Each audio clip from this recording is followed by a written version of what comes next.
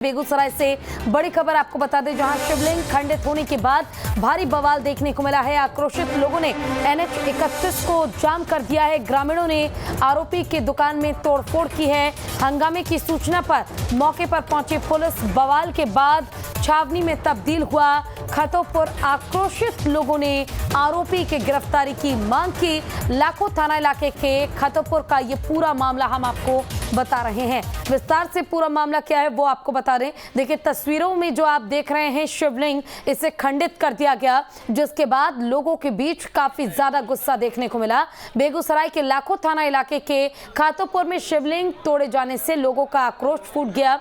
स्थानीय लोगों का दावा है कि असामाजिक तत्वों ने शुक्रवार को रात मंदिर में स्थापित शिवलिंग को क्षतिग्रस्त कर दिया। तो वहीं सुबह जैसे ही लोगों को इसकी सूचना मिली, भारी संख्या में लोग सड़क पर उतर आए और NH 31 को जाम कर दिया। वहीं इलाके में बढ़ते बवाल के बाद इलाके में भारी पुलिस फोर्स को तैनात कर दिया गया है और पुलिस के मुताबिक मौके पर अभी हालात सामान्य हैं।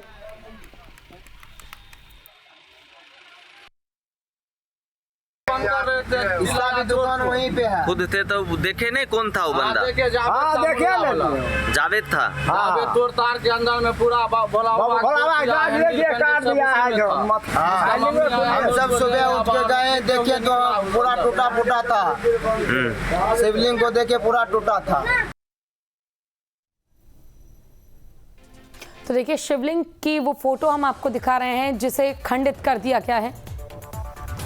देखिए, बेगूसराय में शिवलिंग खंडित होने के बाद आक्रोश लोगों का देखने को मिला, जिसके बाद लोगों पर पुलिस ने लाठीचार्ज किया। पुलिस के लाठीचार्ज के बाद मौके पर स्थिति को काबू करने की कोशिश की गई। बेगूसराय से बड़ी खबर, जहां शिवलिंग खंडित होने के बाद लोगों ने बवाल किया। आक्रोशित लोगों पर पुलिस ने लाठीचार्ज कर दिया है। पुलिस के लाठीचार्ज के बाद मौके पर भगदड़ मच गई है। उसकी भी तस्वीरें हम आपको दिखा रहे हैं, किस तरह से लोगों के बीच आक्रोश देखने को मिला। शिवलिंग को खंडित किया गया। असामाजिक द्वारा जो असामाजिक तत्व थे उनकी ओर से शिवलिंग को खंडित करने का आरोप लगाया जा रहा है और आरोप लगाने के साथ ही जो विरोध है, प्रदर्शन है, वो किया गया और ऐसे में उन्हें लोगों को कंट्रोल करने के लिए पुलिस ने लाठीचार्ज किया है।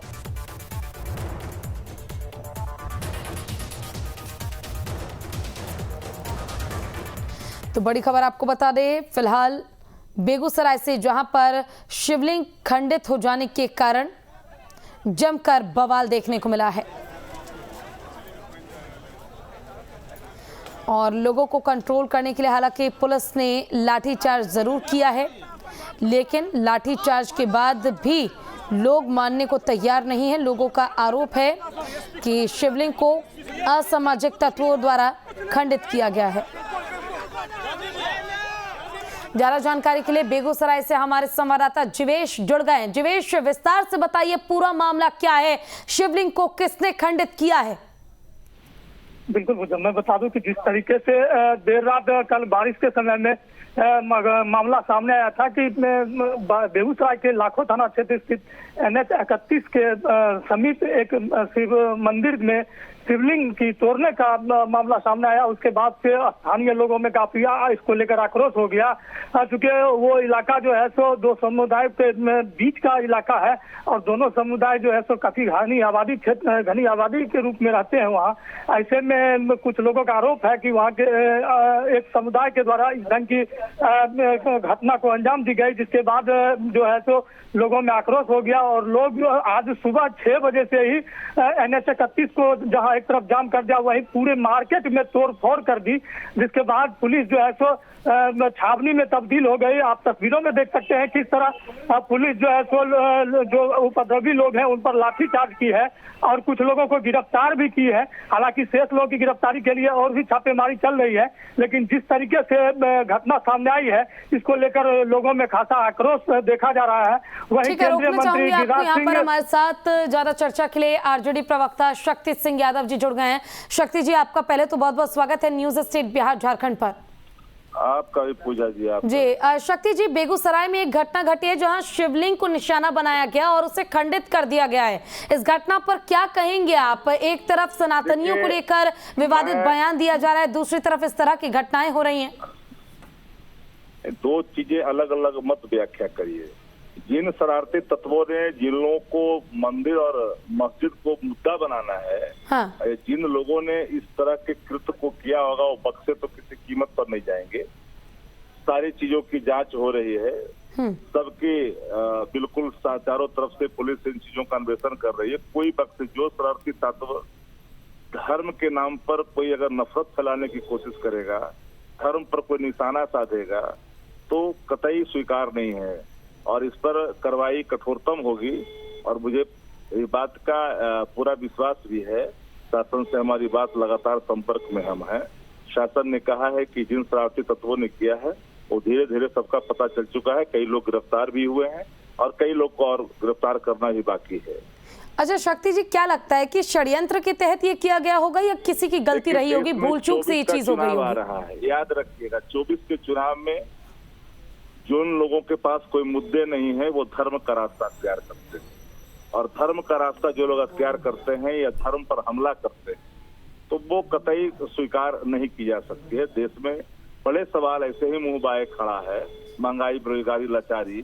यहाँ कोई नफरत की राजनीति को हवा देकर करके उनके एजेंडे को स्थापित नहीं हो, विकृतियों पर। शक्ति जी, कौन कर रहा है आखिर ये धर्म की राजनीति, कर कौन रहा है? देश और दुनिया जानता है कौन कर रहा है, बताने की जरूरत नहीं है कौन मंदिर मस्जिद की बात करता है। हम लोग मंदिर मस्जिद की बात भी करते हैं, बल्कि हम लोग सर्वधर्म की बात करते हैं और सभी धर्मों का आदर करते हैं। हम तो सनातन धर्म के मानने वाले हैं, तो सनातन धर्म का अगर सनातन के नाम पर कोई गुंडाई करेगा तो उन गुंडाई को भी स्वीकार नहीं की जाएगी। कोई मूर्ति पर हमला करेगा वह भी स्वीकार नहीं की जाएगी। लेकिन शक्ति जी, आपको नहीं लगता कि धर्म के नाम पर राजनीति करने की जगह पर लोगों की आस्था के साथ, लोगों की भावना के साथ भी खिलवाड़ हो रहा है? ये आस्था और भावना जो बातें आप कह रही हैं, हाँ। इसको इस घटना से जोड़ करके नहीं देखी जानी चाहिए, क्योंकि नास्तिकों की संख्या भी कम नहीं है देश के अंदर और बेविचारी अनाचारियों की भी संख्या कम नहीं है। वो लोग भी शरारती तत्व ऐसे हैं जिनको कोई धर्म और मजहब से मतलब नहीं है। कोई छोटा बढ़ा ले, कोई भगवा पहन ले, कोई रंग ले, कोई अपने आप को दाढ़ी बढ़ा ले, वह धर्म का प्रतीक। धर्म तो धारणा और सच्चाई का प्रतीक है। अब देश के अंदर में कई धर्मावलंबियों को आपने देखा है जो गुरु के रूप में आए हैं, सामने देखा आपने, कई लोगों के कृत्य भी सामने आए हैं। हम उस पर जाना ही नहीं चाहते हैं। इन शरारती तत्वों ने शिवलिंग को क्षति पहुंचाने की कोशिश की है, तो देवाधिदेव महादेव जो है ना पर जो हमला किया है वो बख्शे नहीं जाएंगे और एक व्यक्ति का नाम उसमें खुल करके सामने आएगा। अच्छा, गिरिराज सिंह जो है वो भी पहुंच गए हैं मौके पर, उन्होंने भी जय श्री राम के नारे लगाए हैं वहां पहुंचकर। इतना जल्दी गिरिराज सिंह का पहुंचना, उसके पहले मंदिर का शिवलिंग को क्षति पहुंचना, ये दोनों दो घटना है और दोनों अपने आप में आश्चर्यचकित करने वाला है।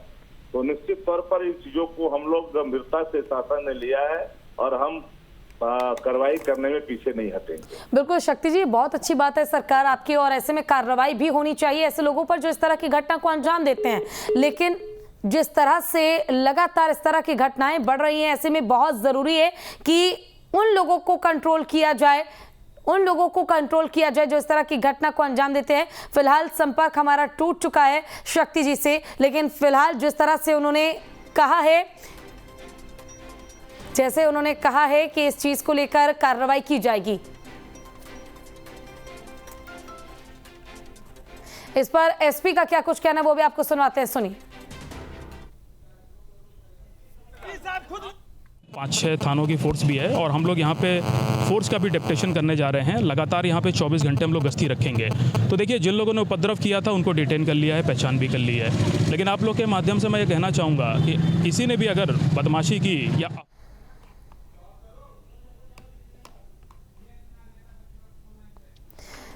चलिए, हमारे साथ चर्चा के लिए विजय सिन्हा नेता प्रतिपक्ष हैं, वो जुड़ गए हैं। विजय जी, आपका बहुत बहुत स्वागत है न्यूज स्टेट बिहार झारखंड पर। विजय जी, क्या आपको मेरी आवाज मिल रही है? हाँ जी, आपका स्वागत है न्यूज स्टेट बिहार झारखंड पर। विजय जी, बेगूसराय में एक घटना घटी है जहां शिवलिंग को खंडित कर दिया गया है, क्या कहेंगे इस घटना को लेकर? क्या जानबूझकर इस तरह की घटनाओं को अंजाम दिया जा रहा है या फिर भूल चूक किसी से हुई होगी? बड़ा ही दुखद दुर्भाग्यपूर्ण है इस तरह की मानसिकता और इस तरह की वातावरण इधर लगातार कहीं न कहीं सामाजिक समरसता को खंडित करने का और तुष्टीकरण ध्रुवीकरण की राजनीति का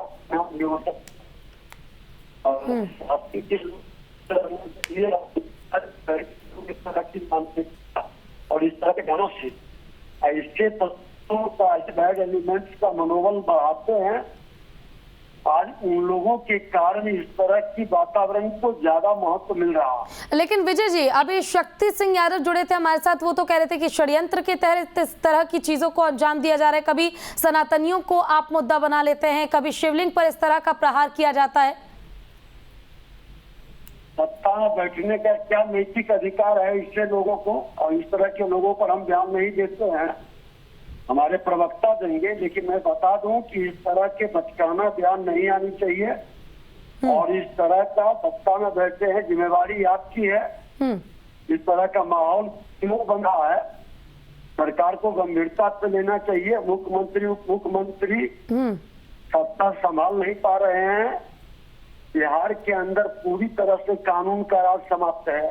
बिल्कुल। विजय जी, यहाँ एक और महत्वपूर्ण सवाल मैं आपसे करना चाहूंगी, जो सवाल खुद शक्ति सिंह जी ने भी खड़े किए। उनका कहना था कि एकदम से ये घटना घटती है और गिरिराज सिंह वहां पर तुरंत पहुंच जाते हैं, जय श्री राम के नारे लगाए जाते हैं। इसको लेकर बीजेपी पर सवाल खड़े किए गए थे। देखिए, वहाँ के वो माननीय सांसद भी हैं, स्थानीय प्रतिनिधि होने के नाते निश्चित तौर पर जब लोग उनके पास आएंगे, बात को बताएंगे, तो वो जाएंगे ही, जिम्मेवारी भी बनती है।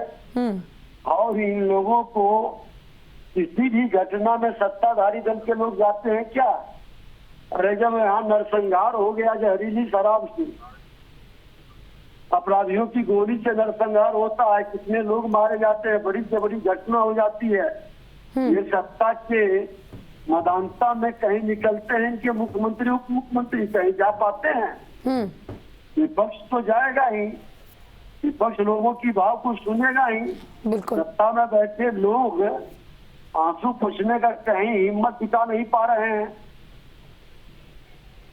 बिल्कुल बिल्कुल विजय जी, देखिए अब देखना होगा कि आखिर इस पूरे मामले पर जांच कब तक संपन्न होती है, कौन आरोपी है जिसने शिवलिंग को खंडित कर लोगों की आस्था के साथ, भावना के साथ खिलवाड़ करने की कोशिश की है। फिलहाल आपका बहुत बहुत शुक्रिया हमारे साथ जुड़ने के लिए, अपना कीमती समय हमें देने के लिए। अब आपको सुनाते इस पूरे मामले पर एसपी का क्या कुछ कहना है, सुनिए एक बार।